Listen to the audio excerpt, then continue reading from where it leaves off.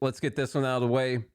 I'm sorry, maybe some people aren't going to agree with this. Angela McArdle, she's not the dumb subject of this. Once again, people are mentioning that maybe RFK Jr. going to go up to that Libertarian convention and can convince the delegates to vote, and that he can be the Libertarian Party nominee, and he gets ballot access across, I think, almost all the states. I think maybe there's 1 or 2 states they don't have access at yet. And the Libertarian Party is going to get more money. They're going to secure ballot access in the future for some time, and that's going to be a good thing for everyone. Win-win situation. I happen to think it's a terrible idea, but we can watch some of the video if you want to do that first. Yeah. Okay. It's right now, and that's not a knock against him. You know, we have a very ornery group of delegates. They're very interested in finding the best, most principled messenger, someone who represents us ideologically, and we also have a group of people who are very focused on ballot access. And of course, having Robert F. Kennedy Jr. as our candidate would absolutely seal ballot access for us. But it's not decided yet. Right. So he's a Kennedy, obviously. Democratic name, Democratic, obviously the legendary Democratic name. Here's what he told Elizabeth Vargas during the town hall with News Nation in the middle of last year. I'll get your reaction on the other side. My plan is to win this election, and I don't have a plan B. Okay. He said he didn't have a plan B, and clearly he does, because he left the Democratic Party. Do you worry at all that he could potentially simply just use the Libertarian Party for the ballot access? I mean, define worry and define use. I think that if he became our nominee, there would be an understanding with us that he doesn't 100% represent us ideologically. He is getting ballot access by using our name and branding, and in return, we are securing ballot access for the future. And whether or not it's for better or worse, we would also be potentially unlocking some federal funding. So it's really, if that happens, it's going to have to be a conscious decision of the delegates and a mutually beneficial relationship.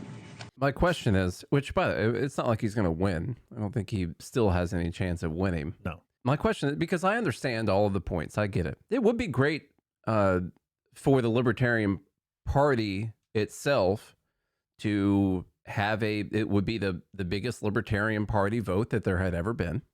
Sadly enough, not for a Libertarian.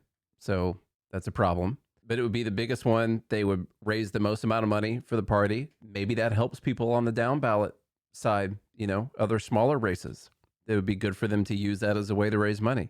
I get all the arguments. I understand them for sure. So why not Nikki Haley?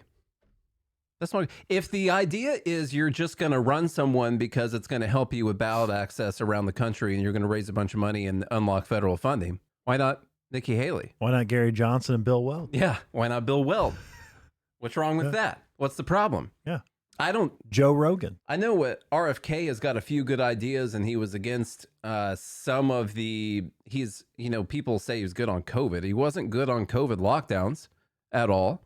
He is good on the vaccine side of the COVID problem. I don't trust. I mean, seriously, if I put him up to Nikki Haley, I know people are thinking war. RFK is as big or bigger on Israel as Nikki Haley is. So you're not going to get out of that one. The difference probably would be with the Ukraine funding. But at that point, you're talking about a difference of a couple $100 billion, something like that. I trust Nikki Haley more on the environment. I trust her more on taxes and penalties on businesses. I trust her more on guns. I'm not trying to make an argument for Nikki Haley right now. What I'm trying to say is... Nate's voting for Nikki. What I'm trying to say is, where do you draw the line? What makes him more libertarian than any other number of people who would draw even more votes than he would? That's my question. She even wants to do entitlement reforms. Like, I'll keep talking about this. She even wants to do that. Is Trump a conservative Republican? No. Trump is a 1995 Democrat. Okay, so let's, if Vivek were to run on the Libertarian Party, is that someone who's principled enough? Where's the line? Because I'm both sides on this. I get both sides. I really do. This is a really tough one. Because it's not like Do you agree with everything Dr. Ron Paul has said or done? Almost. I mean, I would actually probably have to do some research I doubt that I agree with everything he has said or done, but I would have to do some research before I could tell you the things. Instead of running in the GOP, though, if he ran, in the Libertarian Party, would that be, is he principled enough? To me, it comes down to, I didn't vote for Gary Johnson for a specific reason, and it was the bake the cake argument, and it wasn't because I cared about the cake bacon or anything like that. It's because I cared about whether or not you believe that human beings own themselves. And what he said was that the state should be able to compel you to provide a service for another person. And so at that point, he crossed the line for me. I don't care about all the other stuff. There's like a fundamental philosophical idea that a libertarian right there has to have. Like, do human beings own themselves, or does the government get to control what people do? And maybe you want to do that at the least amount possible or whatever. But at the end of the day, who owns the person? Is it the government or is it the person? And Gary Johnson crossed that line with the cake bacon thing. RFK easily crosses that line for me. Easily. So does Nikki Haley, by the way. I'm asking where you draw the line on that. If it's about getting votes and money into the party, why stop there? Yeah. That's Bernie Sanders. Yeah. Go ahead. Run Bernie Sanders. None of them would be libertarians at all. So let's go for the most amount of money possible for the party. I don't know. What else? I think libertarians are a lot like women. Tough to define. Yeah. Could make a whole documentary on what is a libertarian. Mm-hmm. No one knows. Just like what is a woman. So a libertarian is someone who says they're a libertarian. Just like a woman. Just to be clear, I don't think even if RFK goes to the convention and makes his case, I don't think he has any chance of winning the Libertarian Party nomination. Especially, this is what I think after the Mises takeover and all of that. Like, to me, this just kind of kills the whole. What is the point of the party after this?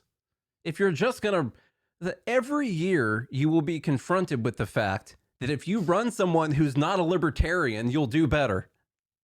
Every year that will be the case. Now, I don't particularly find any of the current candidates compelling at all. Like, I don't like any of them. I'm sorry. Not enough to like put all of my support behind them. They're nice guys. Sure. Mm-hmm. Some of them anyway, the ones that we've interviewed specifically, and I've shook their hands. You're a nice guy. I'm not saying that you're not compelling. I was looking at the camera. You did. Yeah. he just did. So I get it every single year. What if Dave Smith doesn't run every year? We should just run someone who's not a libertarian that's going to get more votes. Is that why we had the Mises Party take over, Mises Caucus take over the party? Because, it was crazy to have Bill Weld on there. Is going to bring all this money into the party. And Gary Johnson. Then he endorsed Hillary Clinton. We got to take it over afterwards.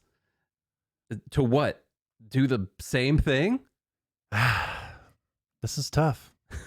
I got to say, it's tough. Because, like, there's an argument to play the long game here. I mean, Libertarian Party hasn't been relevant since its inception. Mm-hmm. Okay. What is the GOP and the Democratic Party? What are they doing differently, right, to gain the popularity that they have over the last, 100 years? Populism. Okay. And then how do you compete in that, right? Like, like if I think about it in sports terms, like, how do I get LeBron James on my team? Now, obviously, he's not the greatest basketball player of all time, but he's still one of the best in the league, right? Yeah. And if you had a choice between like him and, somebody you've never heard of, wouldn't you want that guy on your team to win the most amount of games? My question is, what's the point? The lesser of three evils is still evil. So what's the point? Well, how else are we going to get someone in there? In what? Well, here's another Republican Party? But we're still, who cares? But we're still arguing about Band-Aids, right? Yeah. The real issue is it shouldn't matter who's president. But the problem is we have all this power. Okay. So how do we start to restrain this power? Like, don't you have to rise to the occasion to then bring it down without being corrupted? I don't think that I don't know. I don't think we need to do it by nominating people who want that power. Like RFK solutions are that we need to put nice guys in office or nice guys in the bureaucracy. The freaking bureaucracy that murdered half his family is like, oh yeah, they just need better people to run those things. That's the problem. Well, what happens when the next guy I'm gets not in saying there? he's the guy, but I'm saying, is there a guy? You know? What if Trump decided to run as a libertarian? Would you vote for Trump?